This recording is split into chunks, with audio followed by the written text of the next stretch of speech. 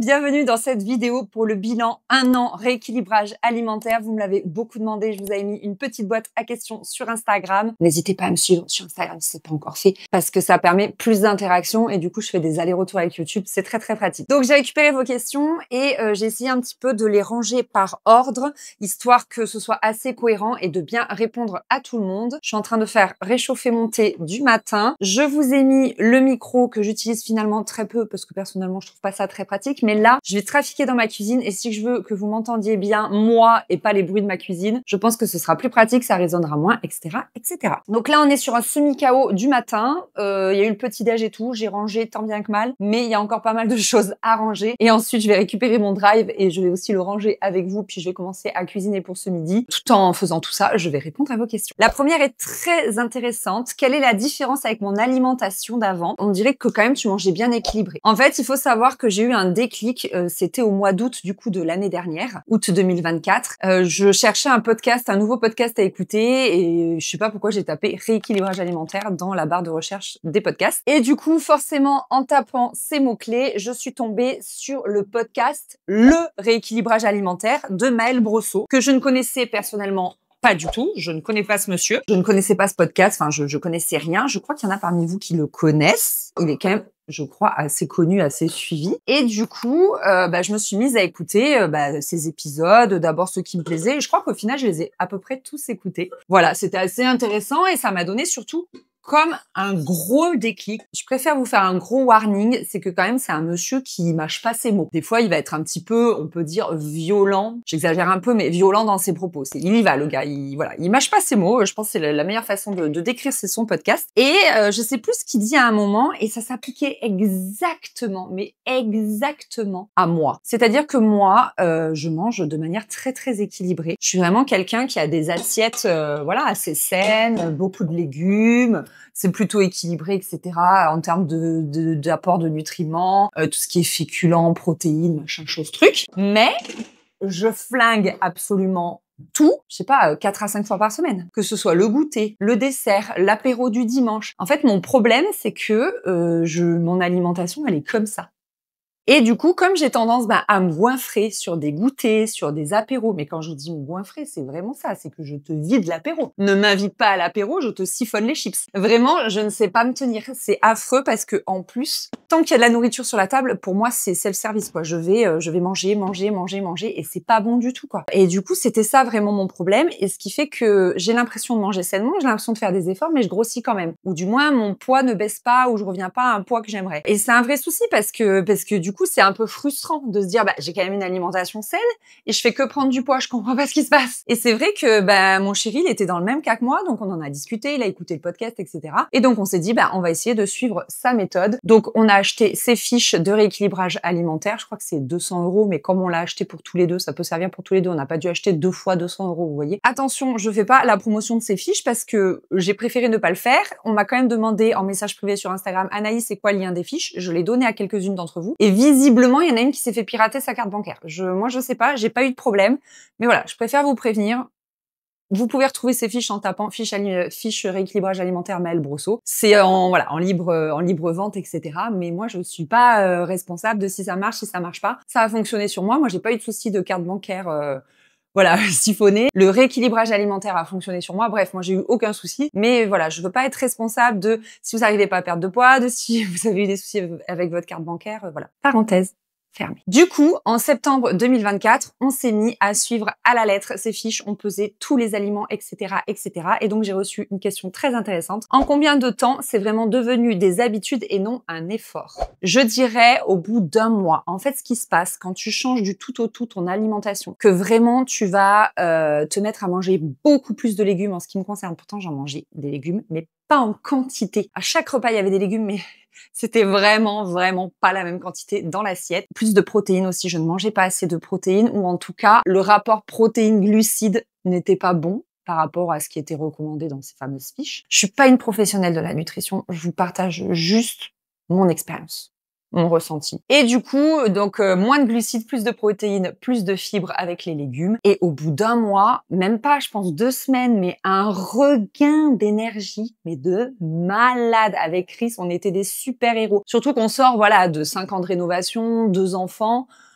Tu te remets 2 enfants rapprochés, ils ont 23 mois d'écart, donc un peu moins de 2 ans. Donc du coup, on était un peu à plat avec une alimentation peut-être un petit peu moins gérée. Et là, mais ça a été un truc de fou, un regain d'énergie. Et moi, je l'ai aussi senti sur ma digestion et sur mon sommeil. Parce que forcément, du coup, on mange moins lourd le soir et mon sommeil, mais ça a été le jour et la nuit.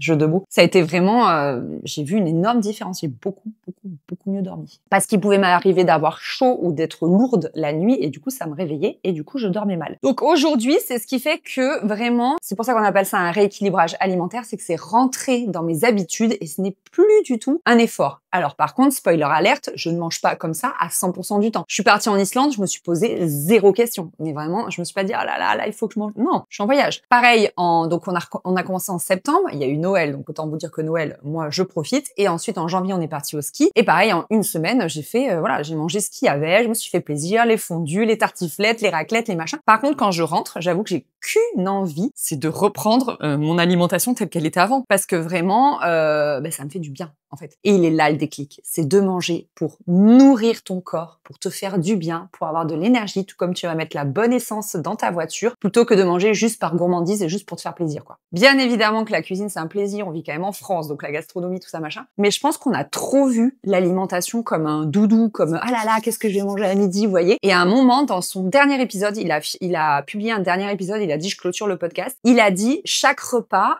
n'est pas obligé d'être un festin. Vous avez le droit d'avoir des repas qui sont purement fonctionnels. C'est-à-dire, il sert à vous nourrir. Vous avez faim, vous mangez. Mais vous allez peut-être pas vous régaler de fou. Je sais pas, c'est comme quand vous vous douchez le soir. Il y a des douches, des fois, elles sont hyper réconfortantes, elles vous font du bien, puis il y a des douches, elles sont purement fonctionnelles. Vous vous douchez en 2 minutes, vous êtes propre, et puis voilà. Et ben, ça m'a fait des clics. C'est vrai que on veut trop que chaque repas soit une fête. Pas forcément, en fait. Alors, ça veut pas dire qu'on va manger des trucs qui nous plaisent pas, qui sont dégueulasses, mais moi, en tout cas, dans l'assiette, tout me plaît, mais c'est vrai que des fois, un steak haché, des haricots verts et 4 grains de riz, effectivement, c'est pas dinguissime, quoi. Je suis pas dans un 5 étoiles, mais c'est bon, c'est des bons haricots verts, c'est un bon steak haché que j'ai pris chez le boucher, ça a du goût. J'ai mis une noisette de beurre sur mon riz. Voilà, ça a quand même du goût. Mais effectivement, je suis pas dans un 5 étoiles. Et c'est OK. Je suis allée chercher mon drive et il y a une grosse mouche qui en a profité pour rentrer dans ma maison. Du coup, il y a eu beaucoup de questions sur les craquages, comment je gère la frustration, etc., etc. Eh bien, dans un premier temps, en fait, j'étais excessivement motivée parce que du coup, on était dans une espèce d'énergie avec mon chéri. On s'est dit, vas-y, cette fois-ci, on fait les choses bien. Cette fois-ci, c'est la bonne. Donc, pendant 1 ou 2 mois, il y avait pas de craquage dans le sens où le week-end, on a une vie de famille. Souvent, on mange avec nos parents. Et donc, forcément, il y a un gâteau le midi, etc. Mais comme on a commencé le rééquilibrage un lundi, du lundi au vendredi, on a été impeccable. Quand est arrivé le samedi, mine de rien, mon estomac, il avait déjà un peu rétréci, mon palais s'était adapté. Et donc, du coup, t'as quand même moins envie de te jeter sur un peu tout et n'importe quoi. Déjà, psychologiquement, parce que t'as fait des efforts et que t'as pas envie de tout ruiner, mais parce que physiologiquement, vraiment, ton corps s'est un petit peu habitué à un peu moins de nourriture, un peu plus de trucs naturels, et du coup, les chips, les gâteaux, tout ça, ça te fait moins envie. Et ça, c'est une vérité sur le long terme, c'est que vraiment, au fil du temps, tout ce qu'on peut baptiser de cochonnerie avec des gros guillemets, te fait moins envie. Je n'ai plus du tout envie d'un McDo. Mais plus du tout. Ça peut m'arriver d'y manger. J'y ai mangé la semaine dernière. Je suis allée m'acheter un wrap parce que vraiment, j'avais 0 solution pour manger. Il était 14h, je sortais de chez l'ophtalmo, voilà. Donc, je suis allée m'acheter mais juste un wrap. Vous voyez, j'avais pas envie des frites, de la sauce, des potatoes, des machins. Non, je me suis dit un wrap, là, avec du poulet et tout, ça sera très sympa. Voilà. Mes envies, elles ont vraiment changé. Et quand j'ai envie d'un très bon burger, d'un gros burger, c'est mon chéri qui le fait maison. Et il est excellent avec le bon steak haché du boucher. Alors pas le steak haché à 30 balles du boucher, n'est-ce pas? Vraiment, c'est le boucher de chez Leclerc. Mais c'est juste que Leclerc, en fait, ils broient la viande directement. Ils prennent les morceaux là, ils les broient devant toi, ils font les steaks hachés, ils sont excellents. Pas gras du tout, ils sont excellentissimes. Voilà pour ça. Et du coup, il y a des craquages. Mais c'est plus des craquages. C'est en fait, je sens que là, j'ai envie de sucrer. Et donc, j'ai 2 options. Soit je me fais un truc sain. Donc, je vais me faire un bol de skyr avec un petit peu de granola et des pépites de chocolat. Les pépites de chocolat, ce sont mes nouvelles amies. J'en mets tout le temps dans mes yaourts et tout quand j'ai une envie de sucre. Et franchement, ça suffit à me calmer parce que j'ai réussi à trouver quel sucre, quels aliments sucrés me rassasiaient mais ne rappelaient pas le sucre. Je sais pas si vous voyez. Je mange un Kinder Bueno. Un Kinder Bueno, c'est excellent. Par contre, j'en mange un, j'ai envie d'en manger deux, j'ai envie d'en manger trois, j'ai envie de manger le paquet. C'est horrible. J'ai envie d'un peu de sucré. Je me fais donc ce bol de... Alors moi, c'est du skyr végétal, mais peu importe. Ce bol de skyr avec un peu de granola et des pépites de chocolat, ça me rassasie en sucre. Je suis satisfaite, mais j'ai pas envie d'en remanger. Vous voyez? Je sais pas si vous voyez ce que je veux dire. Ça, c'est hyper important. Identifiez les aliments qui vous rassasient, qui vous comble cette envie de sucre, mais qui rappelle pas le sucre derrière. D'avoir trouvé ça, ça m'a quand même bien changé la vie. Je pensais que j'avais fait un petit drive, il est gigantesque. Vraiment, j'ai acheté plein de trucs. Il va y en avoir des choses dans 4 sacs. On m'a posé une question qui est très intéressante, qui est de savoir si c'est compatible avec des enfants. J'ai déjà répondu à cette question sans vraiment qu'on me la pose dans la vidéo organisation course. Vraiment, je vous mets l'image ici, allez la voir. C'est une mine d'informations sur comment je fonctionne. Je vais pas tout répéter ici, vraiment, allez la voir s'il vous plaît. En plus, elle a pas eu beaucoup de vues alors que c'était une vidéo qui m'avait été demandée. Donc, allez la voir parce qu'il y a plein d'informations que, encore une fois, je ne vais pas répéter ici. Donc, n'hésitez pas. Il y avait une autre question aussi, c'est comment je gérais le fait de ne pas manger avec du ketchup, de la mayonnaise et tout. J'ai jamais été habituée comme ça quand j'étais gamine. Et si vous, c'est votre cas, si vous n'arrivez pas à vous passer de sauce, quelle qu'elle soit, bah, essayez de faire l'effort sur une semaine. Ouais, ça va être dur, mais c'est quoi une semaine? Franchement, une semaine, vous choisissez celle que vous voulez, une peut-être où c'est moins compliqué au boulot, peut-être une semaine où vous êtes seul à la maison, enfin je sais pas, trouvez-vous une semaine, la semaine qui vous convient le mieux et essayez et vous allez voir que votre palais va s'habituer en fait. Moi j'aime pas le ketchup, sauf peut-être avec des frites parce que j'ai fait l'association frites ketchup, mais jamais je mangerai de la viande avec du ketchup. Je préfère ne pas manger de viande en fait parce que du coup voilà, pour moi c'est comme vous savez quand tu bois un cocktail par exemple au début au resto, il faut que j'ai fini mon cocktail avant de manger mon plat parce que je ne supporte pas l'association du sucre avec le plat. Enfin, je trouve que ça dénature le goût en fait. Franchement, si vous avez des bons aliments dans votre assiette, vous avez envie d'en sentir le goût et vous n'avez pas envie de le masquer avec peu importe quoi. Après oui, les épices tout ça peuvent relever, mais franchement le ketchup quand même ça masque quoi, ça a vraiment un goût un peu fort. Je vais vous montrer du coup, mais je l'ai déjà fait 150 000 fois, mais bon, peu importe. Ce que j'ai tout le temps dans mon congèle, c'est des petits pois surgelés, des haricots verts surgelés. Ceux-ci, selon moi, ce sont les meilleurs. Ils sont très tendres, croquants, etc. Ils sont délicieux. Et ça, ce sont des légumes bruts de chez Brut. C'est pas très cher et ça te sauve un repas. Moi, je fais toujours cuire un paquet de 1 kg et franchement, le kilo, il me dure 2 jours. Donc, c'est déjà ça de prix. Et je prends également ces légumes grillés là que j'aime beaucoup. La liste des ingrédients est assez courte et surtout, c'est assez sain. Je sais pas si vous pourrez la lire, mais franchement, c'est une très bonne poêlée de légumes.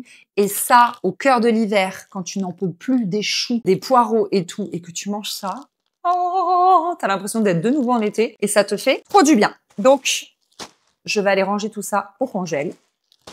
Les produits surgelés, c'est vraiment l'astuce. Gain de temps en termes de cuisson et tout, t'en as tout le temps dans ton congèle. Gain de nourriture saine parce que du coup, on le sait maintenant, le surgelé, c'est hyper sain parce que les fruits et légumes sont cueillis à maturation de saison et ils sont directement surgelés. Donc, ça conserve les vitamines, les fibres, les minéraux, etc., etc.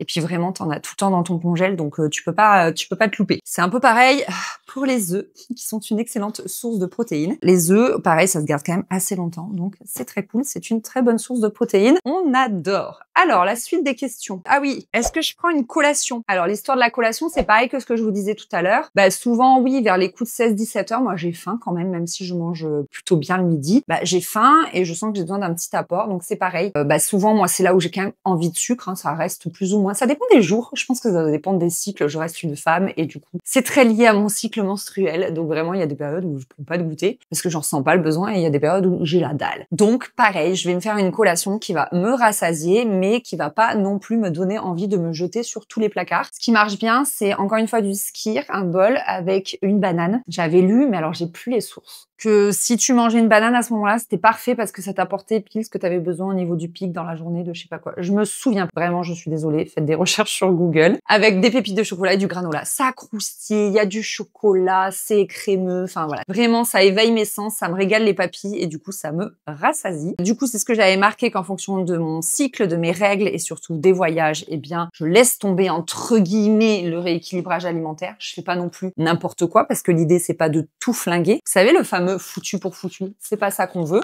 n'est-ce pas? Je sais me lâcher parce que voilà, c'est la fête, etc. Sans faire non plus n'importe quoi. Parce que c'est un rééquilibrage alimentaire et que vraiment, j'ai la sensation d'avoir trouvé mon équilibre. Moi, là, bon, il y a eu l'été qui est passé, mais du coup, à la rentrée avec Chris, on a un petit peu repris. Mais moi, franchement, je suis très, très chill et je me maintiens. Mon poids se maintient et franchement, il n'y a pas de souci avec ça. Je l'ai vraiment intégré dans mon quotidien, quoi. Je suis très contente le midi, le soir de manger sainement parce que je sais que j'apporte des bons nutriments à mon corps, que ça me fait du bien, que je dors mieux, que je digère mieux, que j'ai plus d'énergie. Donc, j'ai envie de manger ça, forcément. Enfin, je sais pas, ça donne envie quand même de se sentir bien, de se sentir dans cet état-là, vous voyez. Et donc, du coup, je le fais avec plaisir, il n'y a pas de souci. Qu'est-ce que je voulais dire d'autre? Ah oui, on m'avait demandé, j'ai pas la question là sous les yeux, mais si j'avais atteint mes objectifs. Je sais qu'on va me dire que oui, le poids n'est pas la donnée qu'il faut regarder le plus, c'est comment tu te sens dans ton corps, etc.,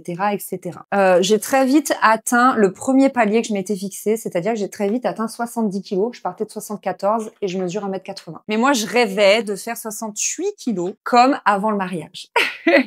Voilà, c'était un peu mon dream, mais j'ai pas réussi à les atteindre parce que j'oscille beaucoup trop à partir de là, en fait. J'ai déjà réussi à atteindre les 69, mais vraiment, mon poids, il ne fait que bouger entre 69 et 72. Il varie énormément, mais je pense que je suis même sûre que c'est normal. Ça dépend de la rétention d'eau qu'on va faire sur le jour J, ça dépend de tes règles, ça dépend aussi de combien tu es allé aux toilettes, de si tu as évacué, etc., etc. Enfin bref, il y a quand même beaucoup de données qui font que tu vas peser plus ou moins lourd. Faites l'expérience un jour de vous peser le matin puis le soir dans la même tenue et vous verrez à quel point votre poids il a varié. C'est impressionnant. Après, moi, je me mets pas de pression, je ne culpabilise pas, je suis pas dans ce rapport-là. Donc je pense que j'ai un rapport sain et que du coup j'ai pu me lancer dans ce rééquilibrage alimentaire. Vraiment, je ne me flagelle pas si j'ai craqué. Il y a pas de souci. Le seul moment où je vais me flageller, c'est si j'ai craqué et que j'ai mal au ventre. Vous voyez?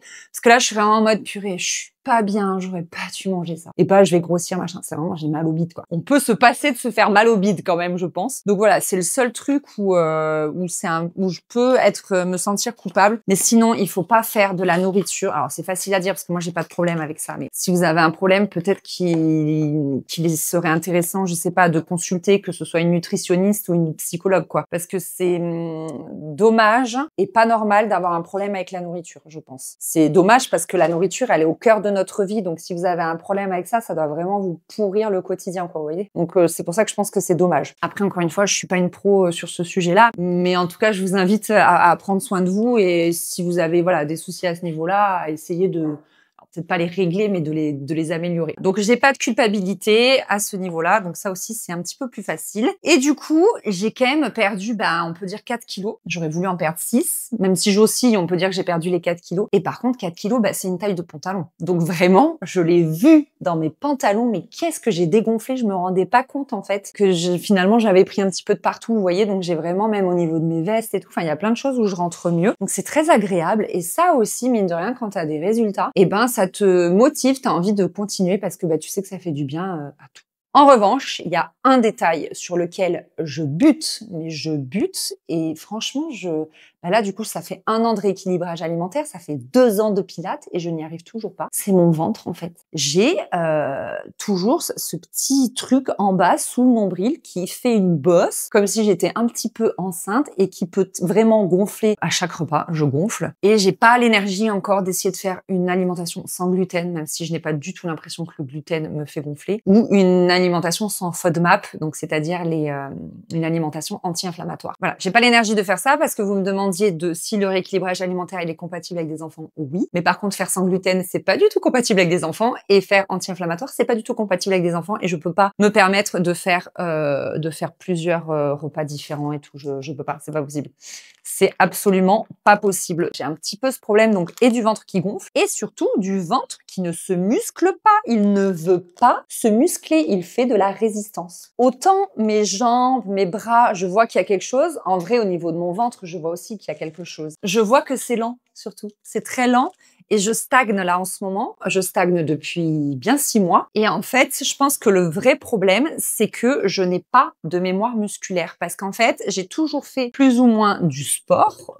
J'ai toujours eu une activité sportive depuis que je suis en âge de faire du sport, quoi. Depuis 3-4 ans, j'ai fait de la piscine, j'ai fait de la danse, j'ai fait de la gym, j'ai fait du cuisse abdos fessiers, j'ai fait de la muscu à la salle. Enfin, vraiment, j'ai toujours eu une activité sportive, vous voyez, mais je n'ai jamais été réellement musclé. Et du coup, quand tu essayes de faire du muscle à 38 ans, j'ai eu 38 ans fin août, et c'est dur. Franchement, c'est dur et le muscle, il vient pas, quoi. Et puis après, je suis quand même régulière dans le sens où je fais toujours mes 2 séances de pilates par semaine. Mais il n'empêche que, parfois j'ai mes règles. Donc, il y a une séance de sport qui saute. Parfois, le prof est en vacances. Donc, il y a 2, 3, 4 séances qui sautent. Parfois, je peux être malade. Il y a le mois d'août, etc. Enfin, vous voyez, il y a toujours un truc qui fait que, mine de rien, je suis pas vraiment régulière à 1000%, quoi. C'est pas possible, en fait. La vie fait que ce n'est pas possible. Donc, du coup, je sais pas. Vraiment, j'arrive pas à muscler ce ventre. Là, je suis un petit peu pas dans une impasse, mais dans un carrefour, quoi, où je me dis, bon, il faut que je trouve quelque chose. Oh, j'ai un Babybel qui s'est barré. Faut que je trouve une solution et que je mette en place des trucs pour arriver à muscler ce ventre, parce que aussi, ce qu'il y a, c'est que je me tiens pas droite. J'ai tendance vraiment, alors là, j'exagère le truc, mais à me tenir comme ça, voilà, avec le ventre vraiment sorti, vous voyez. Alors que si déjà, je me tiens vraiment droite, déjà, mon ventre, c'est un peu plus plaisant. Mais j'ai pas cette habitude-là. Enfin, j'ai passé 38 ans de ma vie à pas me tenir droite. Comme j'étais trop grande et que je faisais 1 mètre de plus que tout le monde, je fais cette taille-là depuis la 5e. Alors, je faisais pas ce poids-là, du coup, j'étais beaucoup plus fine puisque j'avais grandi très, très, très vite. Mais je fais cette taille-là, je fais 1m80 depuis que j'ai 12-13 ans. Donc, ça n'aide pas à se tenir droite, n'est-ce pas? Et c'est ce qui fait aussi que j'ai beaucoup de raideur dans la nuque. Enfin bref, c'est un truc qu'il faut que j'arrive à régler, et je pense que au-delà du pilates, il faut que je retrouve une salle de muscu où m'inscrire pour vraiment arriver à me muscler le haut du dos. Je l'avais un petit peu fait, justement l'année du mariage, et je sais que ça m'avait fait beaucoup de bien. Donc, à réitérer, quoi, à refaire. Mais c'est comme tout, il me faut le déclic. C'est un peu comme la psy, il faut juste que j'ai le déclic, que je me bouge, voilà, et que j'y aille, quoi. Hein? On se bouge.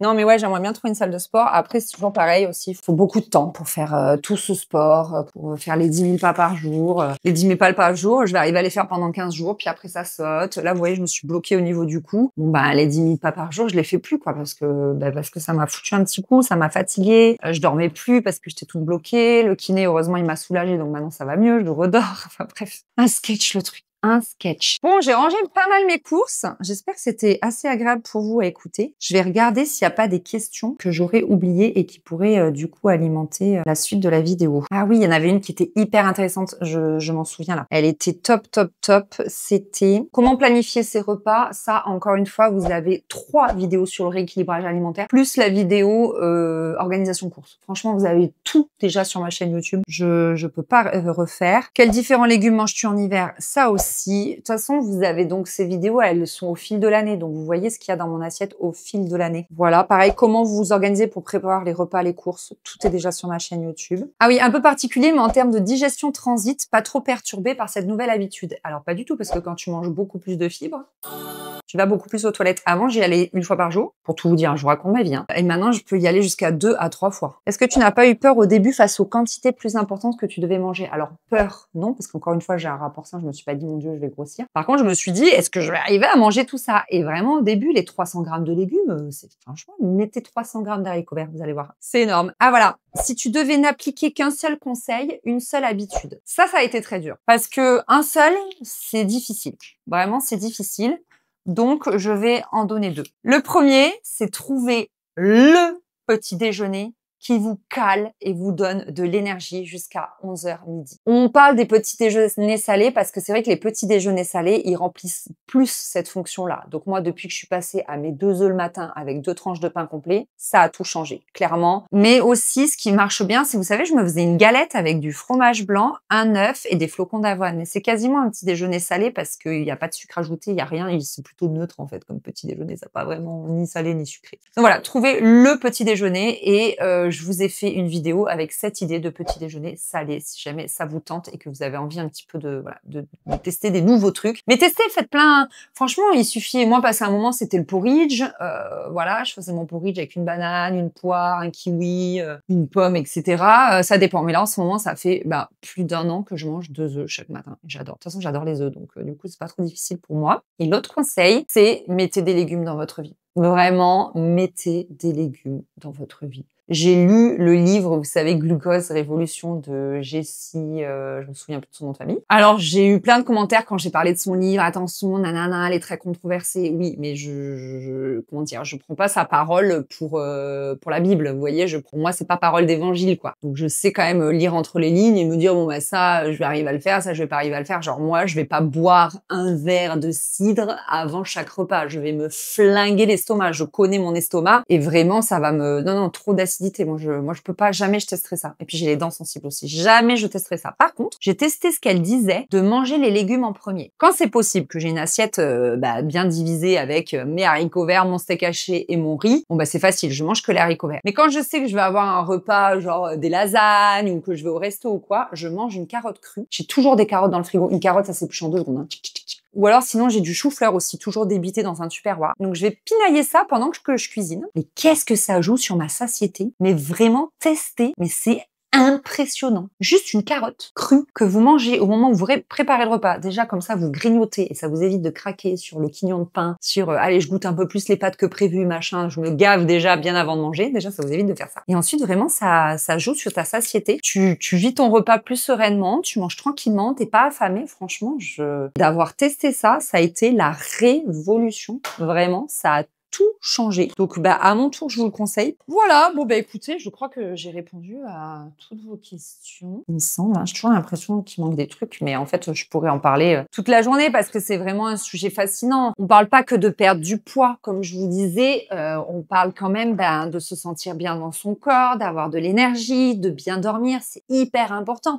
Enfin, surtout quand, comme nous, on sort, voilà, je vous disais, de 5 ans de rénovation et 2 enfants. Enfin, ça fait du bien, en fait, de se sentir plein d'énergie. Je trouve que c'est un sujet fascinant parce que ça fait du bien d'avoir de l'énergie. Et donc, dans l'idée où mon palais s'habitue, c'est vrai que quand même, déjà, je faisais pas mal de trucs maison, mais là, j'en fais encore plus. J'avais un peu perdu l'habitude de faire des gâteaux maison. Et maintenant que les enfants sont un peu plus grands, j'en refais parce que je fais avec eux. C'est trop cool. Franchement, si vous avez des enfants et que vous avez l'impression que vous n'avez pas le temps de faire des gâteaux maison, des collations maison, mais faites avec eux. Franchement, mais c'est de la balle. C'est un super moment de convivialité. Voilà, le mercredi, le week-end, du coup, vous trouvez le temps de faire ça. Voilà, c'était pour la petite astuce en plus, pour le petit conseil bonus. J'espère que cette vidéo vous a plu. Je veux quand même vous redire que je suis personne. Encore une fois, ma parole à moi non plus n'est pas parole d'évangile. Juste dans tout ce que je viens de vous dire, vous pinaillez par-ci, par-là, ce qui vous convient à vous, à vos goûts, à votre quotidien, parce que forcément, j'ai pas la même vie que vous, parce que vous êtes nombreux à me regarder, que tout le monde a une vie différente. Ma vie ne peut pas coller à chacun d'entre vous, c'est impossible. Ma vie, elle est ce qu'elle est, et elle peut pas coller à la vôtre, quoi. C'est pas possible. Mais pinaillez par-ci, par-là, ce qui peut fonctionner pour vous. Testez, ça marche pas, vous abandonnez, vous gardez. Enfin, c'est ça qu'il faut faire, en fait. Il faut vraiment trouver votre truc à vous, qui va être simple pour votre quotidien. Peut-être qu'il y en a parmi vous qui digèrent pas les haricots verts. Moi, depuis le début, je parle que de haricots verts parce que j'adore ça. J'adore le goût, c'est facile à faire avec du beurre, de l'ail, c'est délicieux, ça te cale bien et tout. Peut-être que vous, votre légume, ce sera le brocoli, la carotte, je sais pas. Voilà, c'est vraiment adapté à votre quotidien et si vous avez cette envie un petit peu de retrouver cette énergie, de retrouver votre corps vraiment basé sur les légumes, on ne mange clairement pas assez de légumes, vraiment pas assez. Et maintenant que j'en ai beaucoup plus mis dans mon assiette en quantité, ça a quand même pas mal tout changé. Pour le petit bilan, du coup, je continue. Moi, la semaine, je suis en gros en rééquilibrage alimentaire. Le week-end, je suis tranquille, je suis chill. Je suis pas en gros cheat meal, vous voyez. Je me dis pas, ce week-end. Non, on va voir ce qui se présente à moi. S'il y a un gâteau, j'en prendrai une part, peut-être 2, parfois 3. Dans la vidéo sur l'automne, je lui dis, j'en mangeais 2 parts. J'en ai mangé 3, les gars. Voilà, mais il n'y a pas de souci avec ça, en fait. Il y a un truc aussi qui est ressorti de ce rééquilibrage alimentaire, c'est que j'arrive mieux à sentir ma satiété. Ça, c'était un vrai problème que j'avais. C'est que comme j'avais tendance à manger plus que de raison, je ne savais pas reconnaître les signes de satiété. Et quand tu te mets à manger un petit peu moins, à être moins sur des aliments avec beaucoup de goût, ultra transformés, beaucoup de sel, beaucoup d'additifs, eh bien, tu te reconnectes à ta satiété. Et ça, pour moi, c'était vraiment un gros sujet. Les gens qui disaient, non merci, j'ai plus faim, j'étais là, mais qui êtes-vous? Je veux savoir faire. Et voilà, ça y est, je sais enfin faire. Je sais enfin dire, bah là, j'ai assez mangé, quoi. C'est fou quand même de se dire que j'y arrivais pas. Bref, voilà. Prenez ce qui peut vous intéresser dans cette vidéo. Prenez-le avec bienveillance. J'espère que je vais pas me faire assassiner dans les commentaires parce que j'aurais dit peut-être une grosse bêtise sur quelque chose. Je sais pas. Encore une fois, je vous ai partagé juste mon quotidien et juste ce qui a marché pour moi. Et voilà, il y a rien de magique de toute façon. Dans la vie, il y a rien de magique. Ça, c'est sûr. Hein. Ça, je suis désolée de vous le redire, mais il y a rien de magique, les gars. C'est bien, je vous parle avec fond de poil de mes œufs de ce matin. On est content ou pas? Vous avez kiffé ce point de vue ou... Je suis désolée. Bref, je vous fais des bisous. Merci d'avoir regardé cette vidéo et n'hésitez pas si vous avez d'autres questions en commentaire. Peut-être je pourrais faire une V2 ou juste vous répondre en commentaire. Allez, salut. Bye bye.